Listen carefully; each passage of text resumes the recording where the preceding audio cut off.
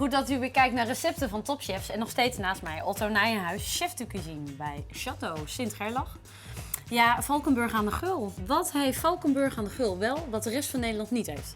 Aha, nou sowieso een hele mooie grote tuin. We zijn een groot bedrijf, dus we halen ook veel uit onze eigen tuinen. Dus, en dat volgens mij gaan we dat met dit tussengerecht zeker zien, hè? Ja, we gaan dus, ik heb nu gekozen voor... We hebben in de tijd van de bloesem, we hebben heel veel vlierstruiken staan. Ja? En daar heb ik een siroop van gemaakt. En dit gaan we zo meteen, de witlof gaan we aanbakken en die ga ik blussen met de siroop van de vlier. Uit de eigen boomgaard? Uit de eigen boomgaard, Wauw. ja. Wat is het eerste wat we gaan doen? Ja, het eerste wat we gaan doen is eigenlijk, er komt een kleine dressing bij. Ja? Een klein beetje dressing komt erbij van rode port.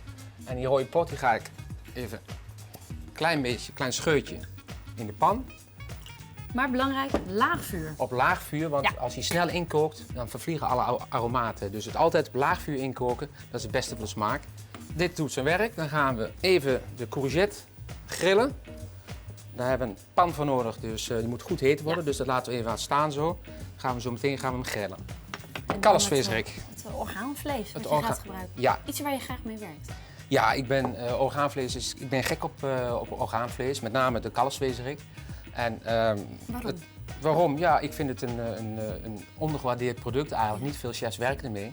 En ook de manier waarop vaak wordt kalfsvleesrik geblancheerd, wordt in de courbouillon gekookt en daarna onder druk weggezet en daarna plakjes van gesneden. Ik doe dus, als je dus echt een mooie kalfsvleesrik hebt, dit is dus de hartvleesrik. Dit is een mooie. Dit is een mooie. Dan gaan we hem dus rauw pellen en dan rauw bakken. En dan moet hij iets langer hem bakken, maar dan zul je zien dat je een totaal andere structuur krijgt. En dat is straks lekker bij het gerecht. We gaan hem eerst even schoonmaken. Dus met een scherp mes. En het vliesje strak houden, zie. Ja. En dan... En naar je toe snijden. Ja. En dan laat het eigenlijk vanzelf... Vanzelf laat het vliesje los. Je kunt hem zelfs ook iets strekken, zie. Ja. Dit kun je dus eigenlijk alleen maar bij de hartzwezerik. Je hebt ook keelzwezerik. Maar daar is dat niet voor geschikt. Die moet je absoluut bakken, want dat is, ik werk eigenlijk niet vaak met keelzwezerik. Kijk, en zo is hij eigenlijk al schoon. Ja. De courgette gaan we even grillen. Ja. Dus even om en om en dat is voldoende. Kijk, de courgette is nu mooi gegrild. En dit wil je graag zien? Ja, dat zul je zo meteen zien. Van binnen ga ik hem vullen straks met de witlof. Dan gaan we hem heel licht marineren. Ja. Een paar druppels. Je hebt daarvoor gekozen de Grand Cru. Ja. Ik zou bijna zeggen de koning onder de olijfolie. Ja, het is natuurlijk qua smaak is deze zo mooi. Het wordt natuurlijk ook nog kouder geperst dan normaal. Dus er zit veel meer smaak in. Dus het is is echt een eigenlijk hele... de eerste 5 dagen van de oogst. Dus Ja. het beste kun je eigenlijk maar treffen en dat allemaal in die mooie fles. En we gaan alleen voor het beste, toch? Ja, toch? Vind ik ook. En nu gaan we de kalfsvleesrik bakken, want dat heeft vrij lang nodig. Dan pak ik de Oogje blanca voor. Oogje blanca, die kan de hoogste temperaturen aan. Ja, die kan echt heel wat hebben. Ja, hele mooie smaken zitten erin. Tomaat, rucola, dat proef je eigenlijk een beetje. Ja, en dat Het gaat mooi samen met dit product. Absoluut, en dan gaat het ook samen met die witlofgoed. En dan gaan we dus, ik ga hier een klein stukje van snijden, want ik heb niet alles nodig. Otto, wat is heel belangrijk om goed te weten als je zwezerik gaat bakken? Nou, je moet dus allereerst dus niet nu al gaan zouten en gaan peperen. Want omdat ik hem vrij hoog ga aanbakken, zou de peper gaat aanbranden. Dus altijd eerst de zwezerik bakken en als hij bijna goed is, dan ga je hem op smaak brengen met zout en peper. Dus een absolute don't. Ja. De olie moet goed heet zijn. En dit is wat je wil horen. Nu is die goed. Ja, hij mag echt... Kijk uit, het spettert. Ja, spettert. En tussendoor ga ik even de witlof. Die gaan we mooi snijden. Wat ga je daarmee doen? Ja, die ga ik karamelliseren. Kijk. Dus ik ga hem eerst aanbakken. Ja? En dan doe ik hem dus met de siroop van de vlier, bloesem. Dan ga ik hem mee karamelliseren.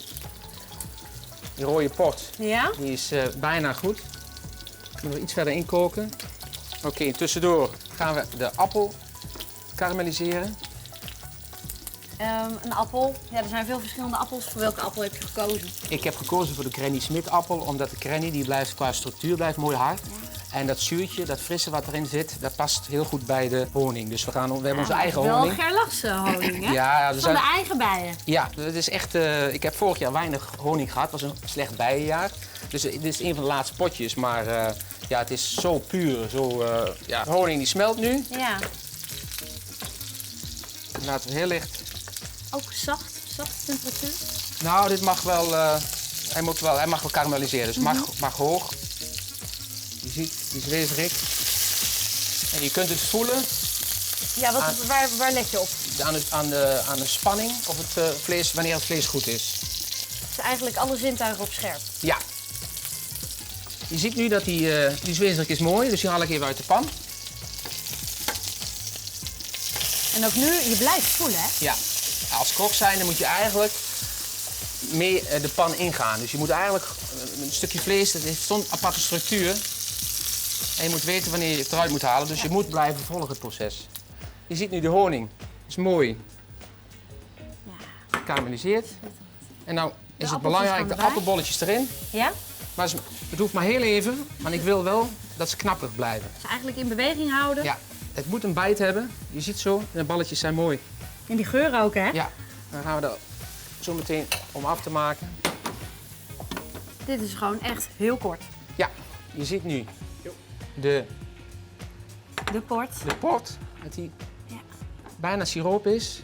Die laten we nu ook een beetje afkoelen en dan gaan we hem straks verrijken met de olie. Goed, dan gaan we het gerecht afmaken. We gaan de witlof gaan we karamelliseren. Eerst een klein beetje olie weer. De orgie blanca. Dan heb ik dus het vormpje. Dan heb ik de courgette die ik straks gegrild heb. Die gaan we in het vormpje doen. Ja, dat vormt zo meteen dus de buitenkant. Ja. Daar kijk je echt tegenaan. Kijk, hij is nu afgekoeld. Dan doen we een klein beetje. Het is de bedoeling dat hij ook die druppels krijgt. Die ogen straks, dat is mooi op het bord straks. Zie je, de pan is goed heet. En nu gaan we de witlof gaat erbij. Belangrijk dat je dus... Ook de witlof moet een bijt blijven houden. Ook weer niet te zacht. Een beetje peper. Ja. Een klein beetje zout. Ja. Een beetje nootmuskaat. Vind ik altijd lekker. En nu... Vlierbloesem. Ja.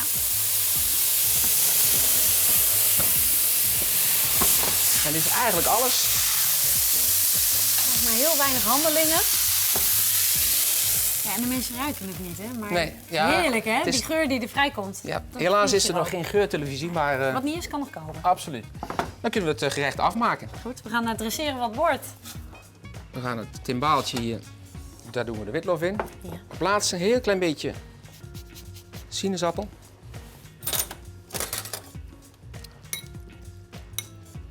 Die gaan we dus... Ja, en in het stekertje zit natuurlijk al die gegrilde courgette. Ja. En daarvoor is het ook belangrijk dat je dit nu een beetje... Het moet een bijt blijven houden. Ja. Gaan we het aandrukken met een tonicstampetje.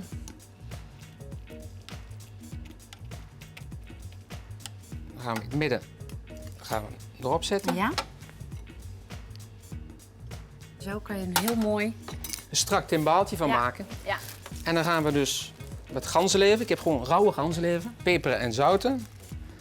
En dan gaan we die ganzenlever erop doen. Door die warmte zal die ganzenlever nu gaan smelten. Het heet ook een fondue van ganzenlever. Ja. Dus je thuis kun je het hem of even in de oven zetten. Maar het is nu of onder de salamander. Dan gaan we de appelbolletjes erbij doen. Ja, en dan doen we... De port, hè? De port. Ja. Je ziet. Ja. Kijk eens, hoe mooi. De zwezerik. Nu de peper. En het zouten.